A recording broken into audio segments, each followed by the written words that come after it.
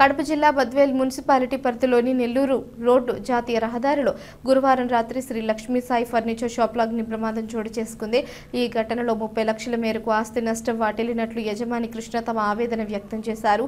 వివరాల్లోకి వెళితే నెల్లూరు జిల్లా అనంతసాగరం గ్రామానికి చెందిన చెప్పలి కృష్ణ 1.5 సంవత్సరం కిందట బద్వేల్ ప్రాంతానికి వచ్చి భగత్ సింగ్ కాలనీలో నివాసం ఉంటూ నెల్లూరు రోడ్డులో శ్రీ లక్ష్మీ సాయి ఫర్నిచర్ షాప్ను పెట్టుకున్నాడు.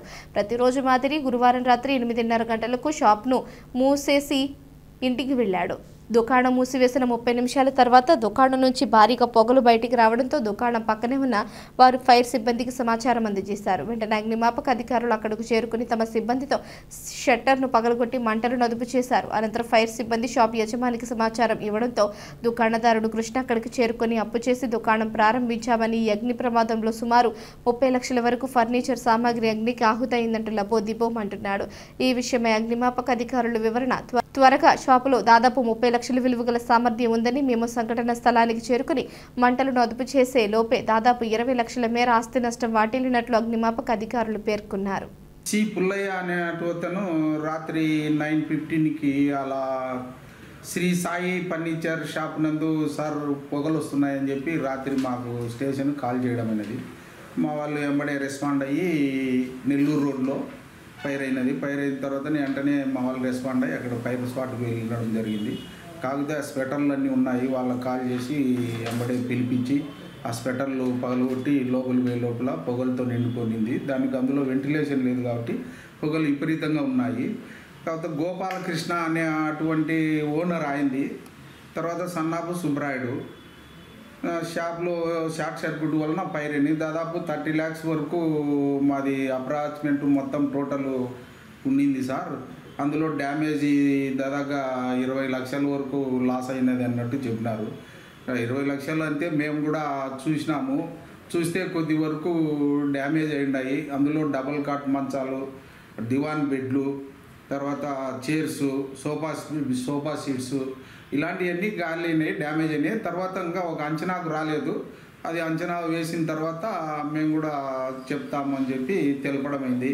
ఆయన వచ్చి పోయాడు ఇందాక ఓనరు, ఇది సార్ అని చెప్పి. తర్వాత మా వంతు అయితే మేము ఏదన్నా మా వరకు మేము ఏదైనా సహకారం చేసేదానికి సిద్ధంగా ఉన్నామని చెప్పి చెప్పడం అనేది. ఇంత మొత్తంలో అది విద్యుత్ షార్ట్ సర్క్యూట్ ద్వారా అది అగ్ని ప్రమాదం సంభవించడానికి కారణాలు ఏమంటాయి సార్? షార్ట్ సర్క్యూట్ నుంచి అయింది సార్ అని చెప్పి నేను అక్కడ స్విచ్ బోర్డు కూడా చెక్ చేసినాను. అక్కడ కూడా మొత్తం వైర్లన్నీ మెల్ట్ అయినట్టు కనబడుతుంది సార్. అగ్ని ప్రమాదాల పట్ల తీసుకోవాల్సిన జాగ్రత్తలు గురించి అగ్ని ప్రమాదం వలన ఇలాంటి అది పెద్దది గోడౌన్ టైప్లో ఉన్నది. అక్కడ అగ్ని ప్రమాదాలు జరిగేటందుకు ఫస్ట్ ఎయిడ్ ఫైర్ ఫైటింగ్ టైప్లో కొన్ని ఫైర్ సేఫ్టీ ఫైర్ ఎస్టింగ్విషర్స్ కూడా గోడౌన్ టైప్లో ఉంది కాబట్టి ఒక 4-5 అరేంజ్ చేసుకుంటే మంచిది. ఇప్పుడు నైట్లో ఫైర్ అయినప్పుడు వీళ్ళు డోర్ క్లోజ్ చేసుకొని వెళ్ళిపోతారు. అదే డే టైం అయితే ఫైర్ అయిందంటే అక్కడ స్టాఫ్ ఉన్న వాళ్ళే ఫైర్ అయితే వెంటనే ఆ ఫైర్ ఎస్టింగ్విషర్తో కొద్ది వరకు ఫైర్ను కాపాడగలుగుకుంటారు. ఈలోగా మాకు ఏదైనా ఇన్ఫర్మేషన్ ఇచ్చినా కూడా వెంటనే అందుబాటులోకి రాగలము. అలా చెప్తున్నాము. ప్రజలకు అందరూ ఎవరు కూడా పాటించాలని చెప్పి మేము అదే కోరుకుంటున్నాం. ప్రతి ఒక్కరి ఇంట్లో వంట గృహాలలో ఎందుకు కూడా CO2 ఫైర్ ఎస్టింగ్విషర్స్ 1 కిలో దొరుకుతుంది. అక్కడ వంట దాంట్లో చేసేటప్పటికి కూడా అది ఫైర్ సేఫ్టీకి ఫైర్ అయినప్పుడు చాలా అవసరం.